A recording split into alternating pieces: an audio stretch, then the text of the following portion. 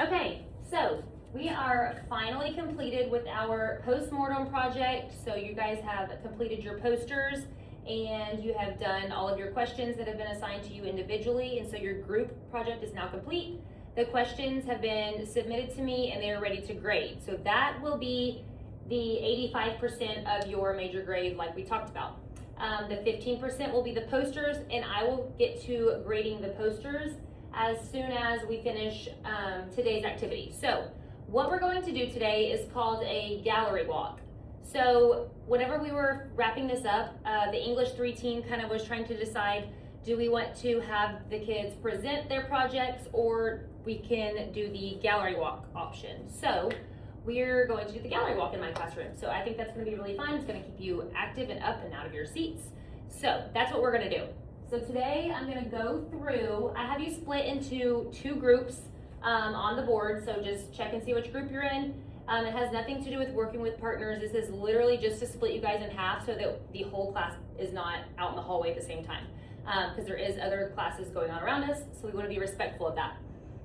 So I split you guys into 2 groups. Group 1 will go out first. They will get started on the first side of the posters, and then when they are done, they can switch to the other side of the posters, and group 2 will go out there to start the first side. So that is how it will be done. I want to talk about the handout that is at the door that you guys are going to fill out as we do the gallery walk. So let me pull that up so we can go over it together. Okay. Yes, this. All right, so you have this handout, or you will have this handout. It's at the door ready for you to grab on your way out to do the gallery walk. So it says, as you move from poster to poster, carefully read the information your peers gathered about each character. Use the prompts below to guide your thinking and record your observations. So I'm going to walk through one of these with you so that there is no question, no confusion, and then I will release you guys to go ahead and get started. So we have, this is part 1, and there's going to be a back side. It's on the back of the same paper. And part 2, the part 2 will be the compare and contrast that we will come back inside for. So I'm not going to go over that right this second. Part 1, so we have using 4 different posters, complete the chart below. Now, there are a couple of the same character posters out there. So like, for example, there's 2 Jay Gatsby's, there's 2 Myrtle Wilsons. That is just so that we aren't all trying to crowd against Jay Gatsby. If for some reason we get stuck on the same character to finish up our gallery walk activity. So make sure you're choosing, when you choose your 4 different posters, by this 4 different posters, I mean 4 different characters, okay? So let's make sure we're doing that. So character 1, let's say I'm doing Myrtle Wilson. Okay, you're gonna go find Myrtle on the wall out there, her poster. So I'm gonna look at her, and it says strength or accomplishment. And then in parentheses, it says, how is this similar or different from what was on your poster? Now, if your group didn't do Myrtle Wilson, then you don't have to respond to the parentheses.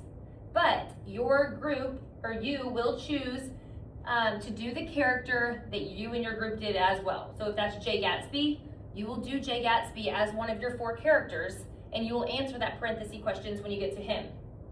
Okay, so if I'm doing Myrtle Wilson, and let's just say that I did have Myrtle as my project. So her strength or accomplishment, I'm going to your poster or whoever's poster that I am observing out there on the wall, and I'm going to list what her strength and accomplishments are that you listed on the poster, whoever's group did that project. So I'm reading off the poster, I'm finding it. They actually should all be in the same spot because we did the body diagram and everything should be in the same location for each of the characters.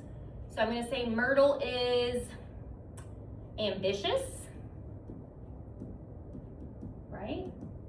Let's just say that's what I see out there on the poster, that you have Myrtle's ambitious. How is this similar or different from what was on your poster? I don't want you to just be, and you'll have a pencil, so this will be much more neat on your handout, but I don't want same.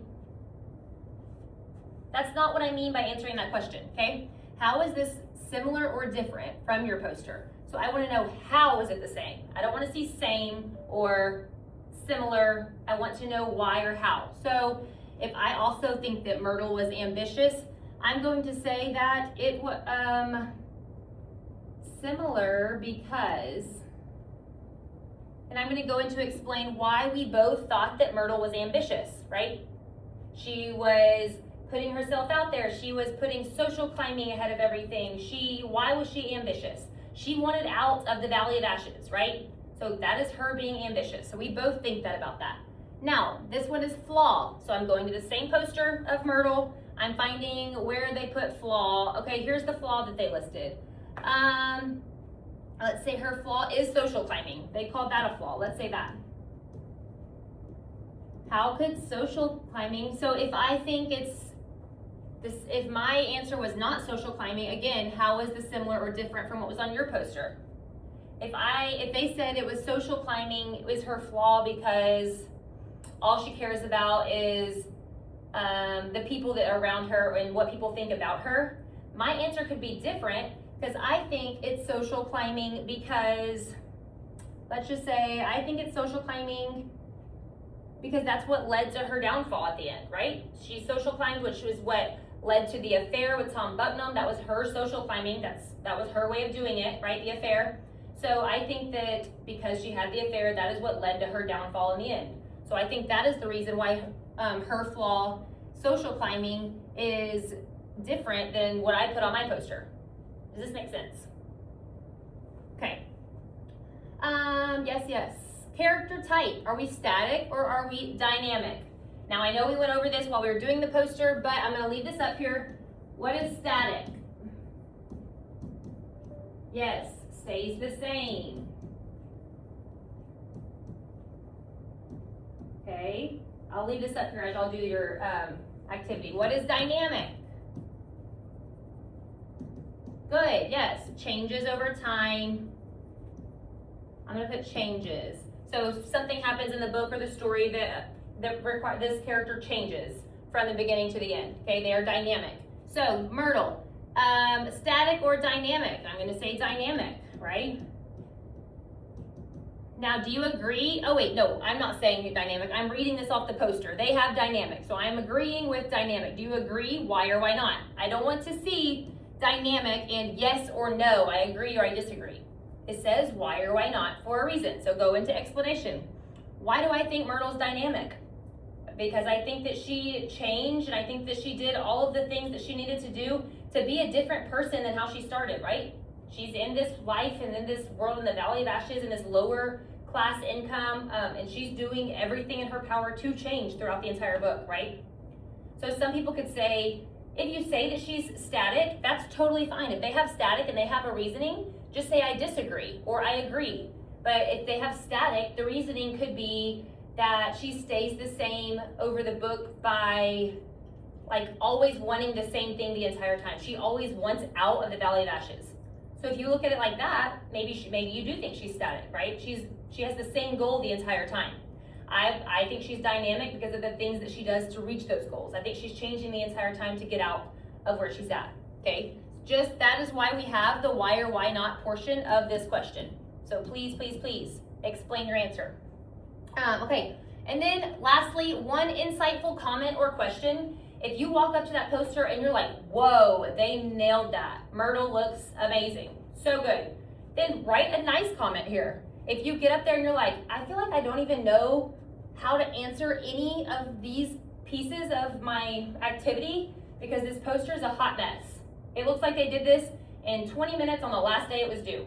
Then say, it says do not be rude, but I'm gonna say, poster was hard to follow and gather information from, right? You walk up to the poster and it is confusing. Poster was hard to follow and it was hard to gather information from. Okay, that's feedback, that's positive feedback. If my poster was bad and nobody was able to do their assignment, this part of the assignment, because of the lack of effort I put into my project, I want to have that feedback, right? Okay, so just make sure you're giving them feedback. If you're wowed, tell them that. Like, your drawing was so good, or wow, your research on this character taught me things that even after reading the entire book, I didn't even learn, right? Something right here, either a question or a comment or just some kind of positive feedback that they can grow from right here, okay? So again, 4 different characters. for different characters. Make sure one of the characters is the character that your group did, okay? Once group 1 finishes this portion, oh, I don't need to delete that. Okay, once group 1 finishes this portion, we will swap and group 2 will go out. And group 1 will come in and do the back side of that paper, okay? The back side is just a reflection of one that you're going to choose. Actually, I will delete this, but I can run through that really quick. So the back side is the compare and contrast. So after examining examining multiple posters, choose 2 characters to compare and contrast, right? So you're gonna put here Myrtle and Jay Gatsby. How are their American dreams similar? So how do Myrtle and Jay, you don't have to choose these 2 characters, choose your 2 characters. And I would choose 2 characters that you were the most knowledgeable about, because you're gonna have to deep dive into the information. So maybe the one that you and your group did your research on, and then one other that you know a lot about. So how are their American dreams similar? How are their motivations or values different? Like their American dream could be similar as far as like trying to reach the American dream or get to that point, but their motivations to get there could be totally different, right? Which character seems more successful in pursuing their dream and why? So which one was successful at the end? Which one got to where they were going or wanted to be? Part 3 is the visual analysis. It's still on the back side of that poster. Choose one poster with an especially strong visual representation. So the one that you walked up to and you were like, wow, I feel like I know exactly who that is without reading any name or any information about her. I know who that is. A strong visual representation, right? And then you're going to tell me who your character is. Daisy. Describe the visual choices. Why did that poster stand out to you? Why did you know that that was Daisy as soon as you walked up, right? What do you remember from the book that was like, oh, that's for sure Daisy? Did they have her in a classy little hat and a gown? Did they have her all buttoned up? Did they have her hair perfect? Why? What colors did they use? How did they dress her? What do they communicate about the character? Through the visual representation, not through the information on the side. How does the visual representation connect to the character's strengths or core values? Daisy, if they dressed her to the nines and they made her look fabulous and put together, that is her strength, right? That is how they did it. They dressed her to the nines and they put together and they had her looking well dressed, right? That's her strength. And then part 4, big takeaways from the gallery walk. Which character's analysis from your peers changed or deepened your understanding of the Great Gatsby the most? So which character did you walk up and learn something about that after reading the entire book and doing all the deep dives that we've done, did you learn about still from your peers' poster? Okay, so group 1, grab your worksheet. You can head out to the hallway. Make sure you are quiet and respectful.